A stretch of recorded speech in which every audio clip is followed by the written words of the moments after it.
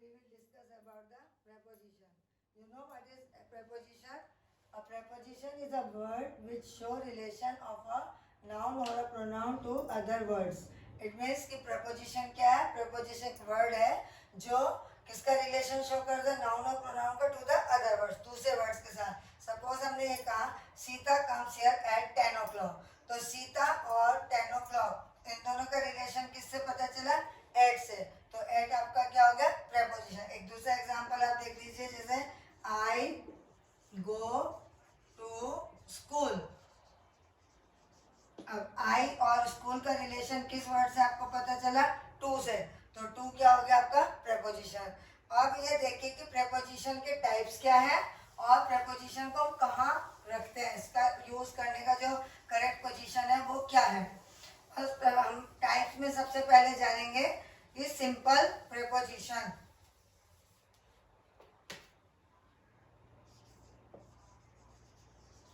Kinds of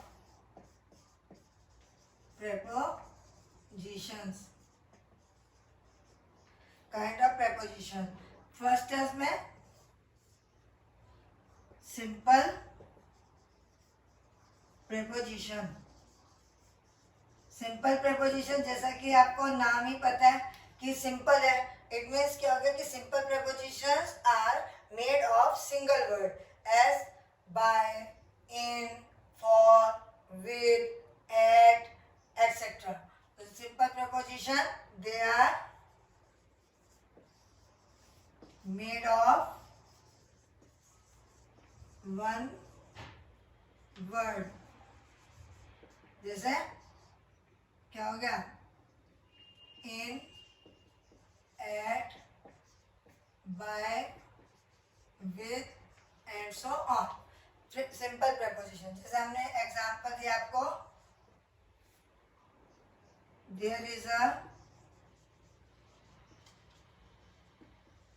is a book in my bag. There is a book in my bag. अब हमने यहाँ पर only, we have used only single word preposition. It means कि this is the simple preposition. कि हम मेरी book कहाँ पर है? बैग के अंदर है. तो बैग और बुक का रिलेशन इन वर्ड ने आपके शो करा, इसलिए क्या हो गया? Simple preposition. सेकेंड है अब आपका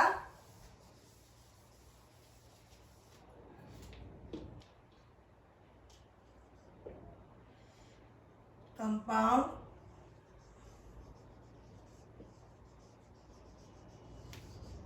प्रेपोजिशन. कंपाउंड प्रेपोजिशन मीन्स क्या हो गया? जैसा कि आपको नाम लग रहा है कंपाउंड. कंपाउंड मतलब मिक्स्ड है, ज्यादा है, वन से ज्यादा. तो क्या आ जाएगा? They are made of more than one word. More than one word. But कैसे बनते हैं? But made by adding prefix. Made by adding prefix. Prefix किसके साथ जोड़ देंगे हम? नाउन के साथ. To a noun. They are made of more than one word. जैसे हमने सिंपल में पढ़ा था वन वर्ड का, जैसे by, with, in, on, upon, ऐसा. लेकिन कंपाउंड प्रेपोजिशन क्या होगा? ये एक से ज्यादा वर्ड से मिलके बना होगा. और किससे मिलके बना होगा? Adding prefix to a noun. Noun के साथ प्रीफिक्स जोड़. प्रीफिक्स क्या होता है?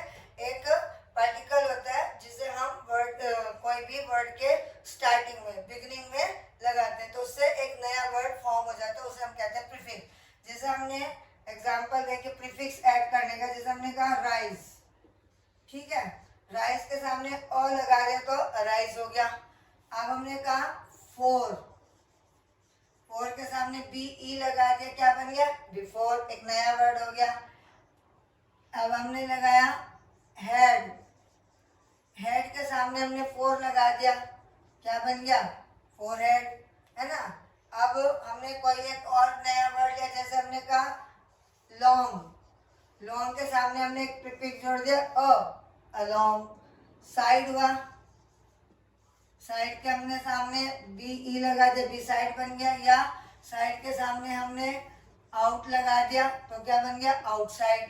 तो एक नया वर्ड फॉर्म हो गया।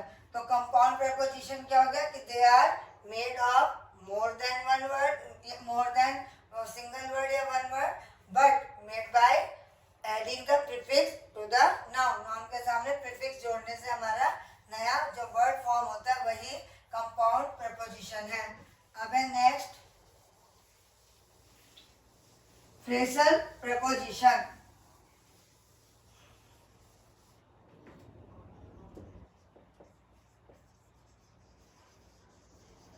फ्रेजल प्रीपोजिशन, फ्रेजल प्रीपोजिशन जैसे कि आपको नाम पता चल गया फ्रेज। फ्रेज मीन्स क्या होता है, a group of words but not show the complete meaning. उसको किसी दूसरे के ऊपर डिपेंड रहना पड़ता है मीनिंग शो करने के लिए, उनको फ्रेजेस कहते हैं। लेकिन जो प्रीपोजिशन है उसमें भी फ्रेजेस होते हैं, दो या दो से ज्यादा वर्ड्स होते हैं उसके अंदर, वो फ्रेजेस में ही यूज होते हैं हमेशा। एक वर्ड यूज नहीं होता, दो तीन वर्ड्स इकट्ठे यूज होते हैं। तो फ्रेजेस वर्ड क्या हो गया कि phrases prepositions are series of words। क्या है, सीरीज ऑफ वर्ड्स है जो क्या करते हैं, आपका लुक लाइक क्या करते हैं, relate to the other word.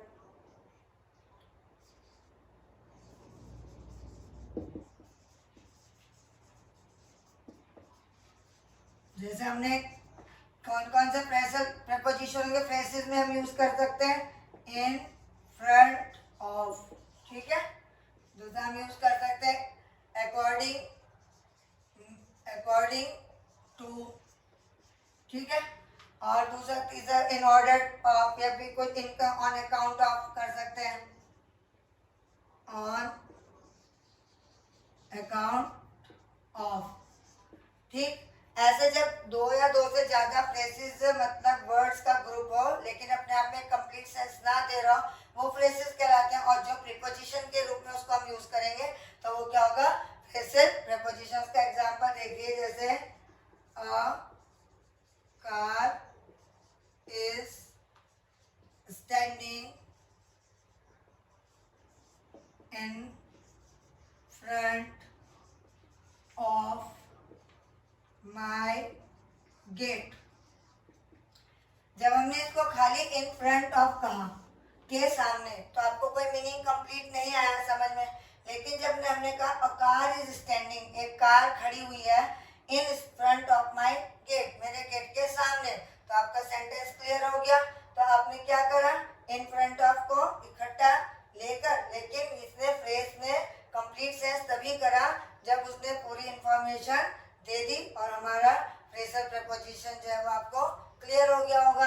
जैसे हमने कहा कि on the behalf of my staff please welcome to the DM of our district. ऐसे कुछ भी हम कह सकते हैं कि हम जहाँ पर फ्रेज के रूप में प्रीपोजिशन का यूज करते हैं। अब आपको ये बताना है कि हमारा जो प्रीपोजिशन है हम उन्हें कहाँ यूज करते हैं, कहाँ रखते हैं, उसका प्लेस क्या होता है। तो हमें क्या करना है, पोजीशन देखना होगा, पोजीशन ऑफ प्रीपोजिशन। जनरली हम प्रीपोजिशन कहाँ यूज करते हैं, पोजीशन। जनरली हम कहाँ यूज करते हैं प्रीपोजिशन, ऑब्जेक्ट के पहले। जनरली वी यूज या वी प्लेस, कुछ भी लिख सकते हैं, we use preposition before an object. जहाँ ऑब्जेक्ट होता है उसके पहले हम यूज करते हैं इसको। Generally we use preposition before an object. Noun और प्रोनाउन के हम पहले यूज करते हैं ऑब्जेक्ट के। जैसे हमने कहा, एग्जांपल देखिए, जैसे मैंने कहा I am fond of chocolates, I am fond of chocolates. Chocolates क्या आपका ऑब्जेक्ट है और इसके सामने आपने क्या वर्ड यूज करा, ऑफ। तो आपका ऑफ वर्ड क्या कहलाएगा, प्रीपोजिशन। सेकेंडली हम क्या करते हैं, जब हम कोई भी प्रोनाउन को, इंटेरोगेटिव प्रोनाउन को यूज कर रहे हैं, तब हम कहाँ पर इसे प्लेस करेंगे। ये देखिए आप, secondly when we use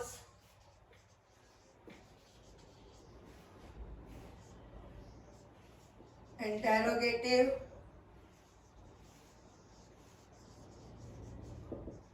pronoun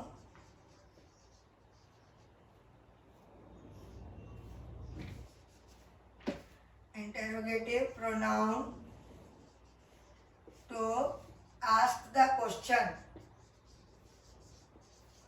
कि जब हम इंटेरोगेटिव प्रोनाउन क्वेश्चन पूछने के लिए यूज करते हैं, देन तब हम कहाँ यूज करते हैं, प्रेपोजिशन इज यूज, कहाँ पर यूज करेंगे, eight the end of the sentence.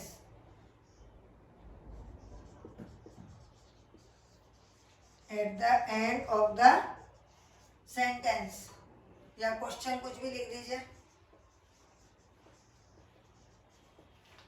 When we use interrogative pronoun, जब हम interrogative pronoun यूज करते हैं, किस लिए, to ask the question, question पूछने के लिए, तो प्रेपोजिशन इज यूज, प्रेपोजिशन कहाँ यूज होगा, at the end of the sentence, sentence के या क्वेश्चन के एंड में। जैसे हमने कहा कि where is he going, Where is he going to, वो कहाँ जा रहा है, कहाँ पर जा रहा है वो, इसलिए हमने क्या लगाया, टू लास्ट में लगाया। आपको पता चलेगा कि ये क्या है, इंटेरोगेटिव सेंटेंस है और कैसा प्रोनाउन है, इंटेरोगेटिव प्रोनाउन है, इसलिए हमने इसको पीछे स्टार्ट करा। अब जैसे हमने कहा व्हाट इज ही थिंकिंग, कि वो क्या सोच रहा है। अब हमें ये कहना है वो किसके बारे में सोच रहा है, तो अबाउट वर्ड हम इसके पीछे लगा देंगे सेंटेंस में, तो ये क्या हो गया, प्रेपोजिशन, कि what is he thinking about, वो किसके बारे में सोच रहा है। Where is he going to, वह कहाँ जा रहा है। तो ये जो वर्ड है इंटेरोगेटिव प्रोनाउन में कहाँ पर हमने यूज करा, एंड में यूज करा, और यहाँ पर हमने कहाँ यूज करा था, जनरली हमने ऑब्जेक्ट के पहले यूज करा। और कहीं कहीं पर इंटेरोगेटिव सेंटेंसेस में ही स्टार्टिंग में भी आप प्रेपोजिशन का यूज कर सकते हैं, समटाइम, हर वक्त नहीं, कभी कभी हम यूज कर सकते हैं, sometimes and interrogative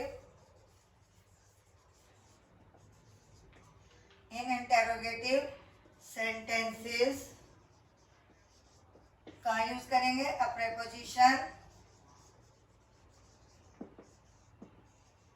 is used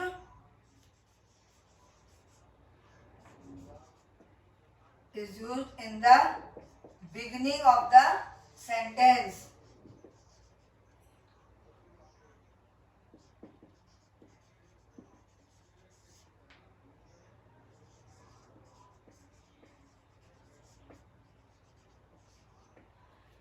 जैसा भी हमने पहले बताया कि इंटेरोगेटिव प्रोनाउन से अगर हम कोई क्वेश्चन पूछ रहे हैं तो हम सेंटेंस के लास्ट में प्रेपोजिशन पुट करेंगे, लेकिन कभी कभी इंटेरोगेटिव सेंटेंसेस में प्रेपोजिशन जो है हम बिगिनिंग में भी यूज कर सकते हैं। जैसे to whom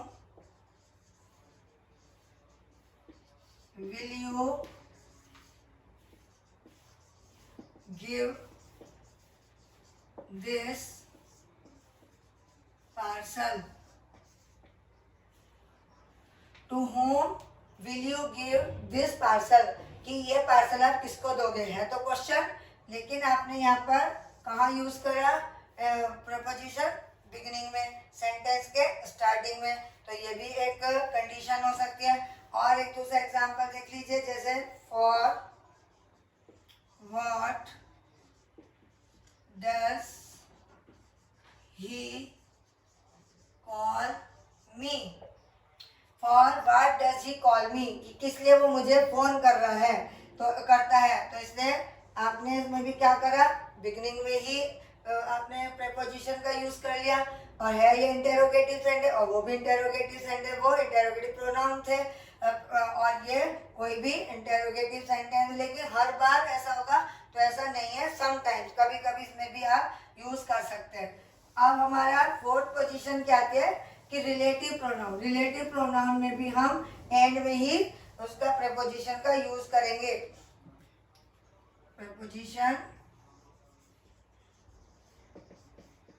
preposition is used in the end of sentence।